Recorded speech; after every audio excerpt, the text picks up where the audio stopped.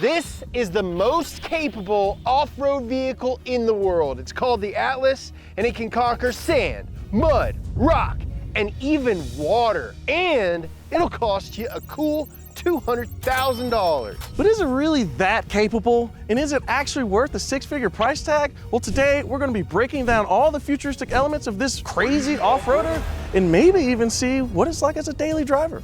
I don't know what situation I would need this for, but it would be perfect for that situation. Are you saying that you want an apocalypse guy? I think I might be an Atlas man. I'm Justin. I'm James. Welcome to Donut. This is the Atlas ATV, manufactured by Ukrainian company Atlas Industry and soon to be available in the US from Off Grid Motors. It's also one of the most bizarre and impressive vehicles that I have ever seen in person. The first thing you might notice are the 5.5 feet tall tires. This is ultimately the secret to the Atlas's incredible capability. Their sheer size and extremely durable compound give you a crazy amount of grip in any off-road condition. With most mud and all-terrain tires, you have to get out of the car, set up all kinds of pumps, get like a gauge or whatever, just if you want to inflate or deflate your tires according to the driving conditions. That's kid stuff.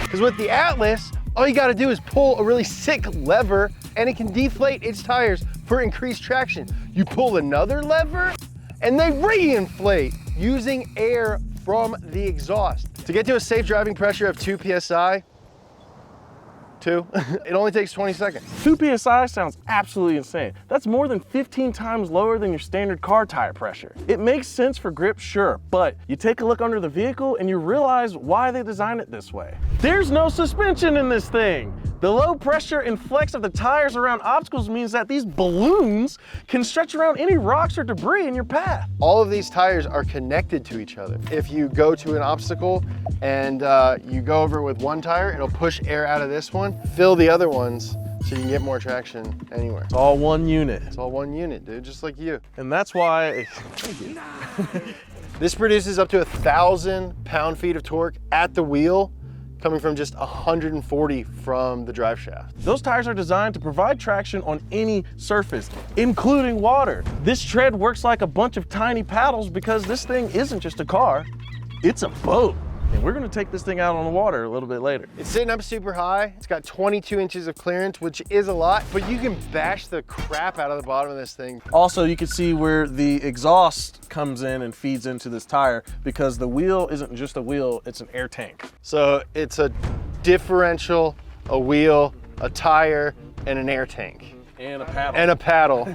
And transfer case. Transfer case and a float. Yes. Thing's got more jobs than Nolan. But that's not the only thing special about the Atlas's wheels and tires.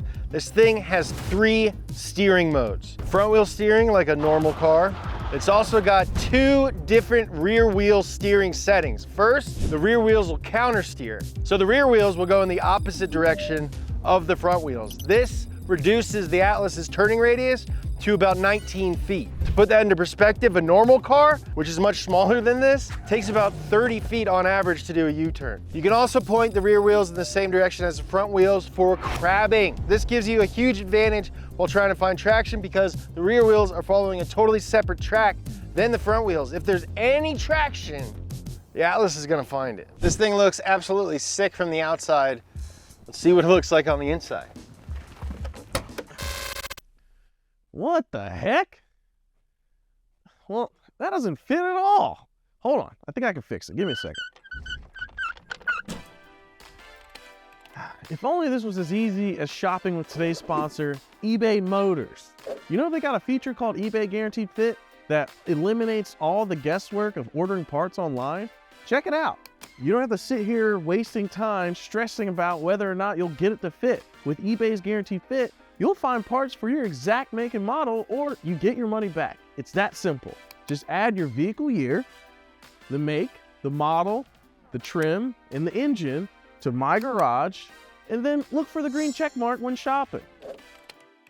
There, fits perfectly. To find your guaranteed fit, start shopping at ebaymotors.com or just click the link below. Enjoy the show. All right, that's a step.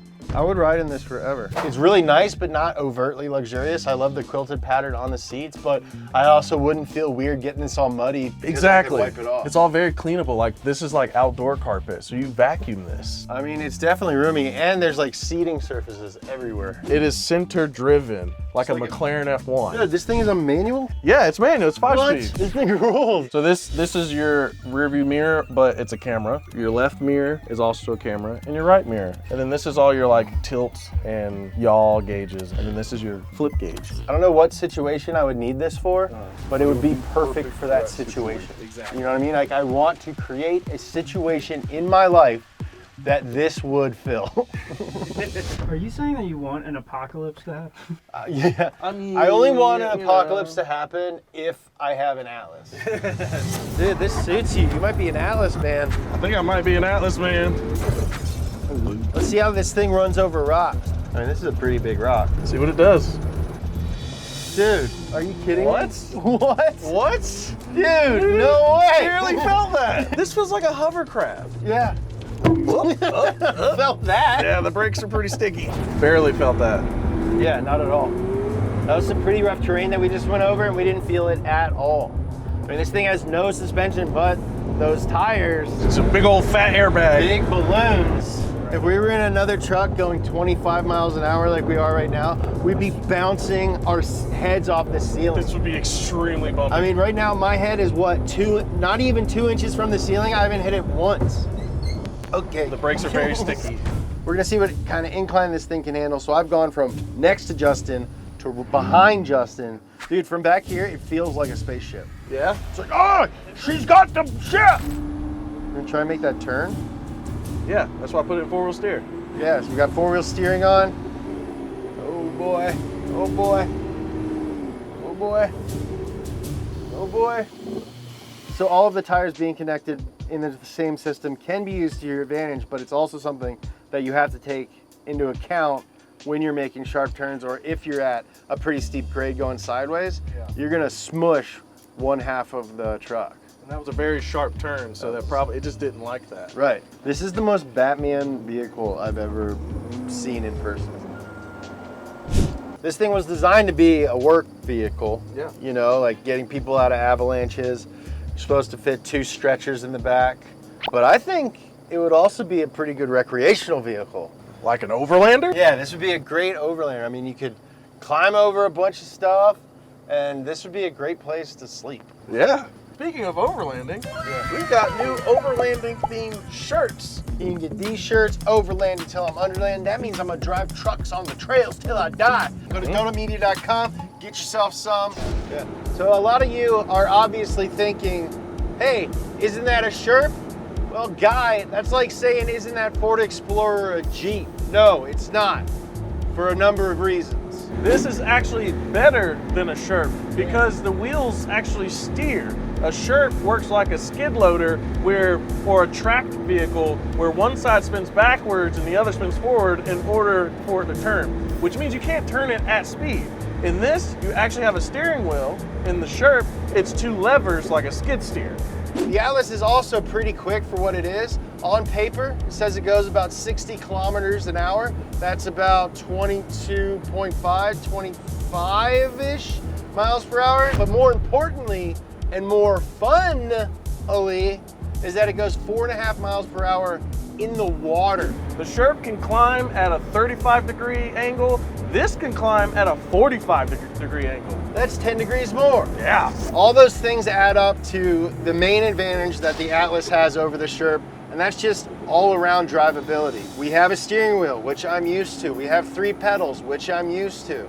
It allows you to do more, and someone can hop in an Atlas like we just did and drive it straight off the go. The Sherp is also fatter than this thing. A Sherp weighs 5,100 pounds. This weighs in at a paltry 4,800, practically a race car. This is only as much as a Ford F-150, so really, it's normal. It is a normal vehicle at the end of the day, besides all the abnormalities. This thing's definitely perfect off-road. Let's see how it does on the street. Normally when you're driving something this big, you really gotta put your foot in it to slow it down, but not the Atlas. We're in 5th gear, ladies and gentlemen. Going 24 kilometers an hour. Okay, so the speed limit here is 50 miles an hour. I'm about at red line in 5th gear. I'm going 30 kilometers an hour. We're in Salt Lake City, it's rush hour. I'm on a single lane road. People want to get home. They put in a long day of work. Sorry I'm late, honey. I was stuck behind a tank. I took my seatbelt off just in case this thing isn't as watertight as claimed. Yep, water button pressed. I mean, he didn't tell me any guidelines for speed. Yeah, he said 2nd or 3rd gear, and don't go past the yellow. Oh, that's weird feeling. That's so weird feeling. We're in the water, boy. Oh, whoa, whoa, whoa, whoa. It's All buoyant. right. It is buoyant. All right, it is buoyant, but right. Justin, maybe get behind me. Okay. In the middle. Okay. I'll do that. Okay, guys, let's be very conscious of where we are What our weight is and doing. what our weight is doing. It's not a very stable boat. I don't think this would do very well in that current over there. No. But it's doing okay right now. How's turning feeling? Non-existent. All right, so I'm turning right. It's going left. It's going left. The docks are making me a little nervous. I am not putting my weight on the edge of anything. All right, so I don't know if I would daily drive this thing. I wouldn't say that it's the most capable off-road vehicle on the planet. It's definitely not a boat. Honestly, it's not the most capable off-road vehicle that I've driven this week, but it does make a better boat than any car I have ever been in, and definitely a better dock. So when you hit the ground, it's gonna fall.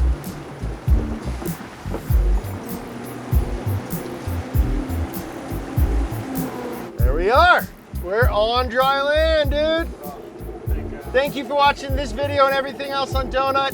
Hit that subscribe button and that bell so you don't miss anything. Guys, you are the reason that we have a channel and the reason that I just drove a truck in the water. Follow Justin on social media at Justin Freeman. Follow me at James Pumphrey. Go to donutmedia.com, pick yourself up some merch. I love you.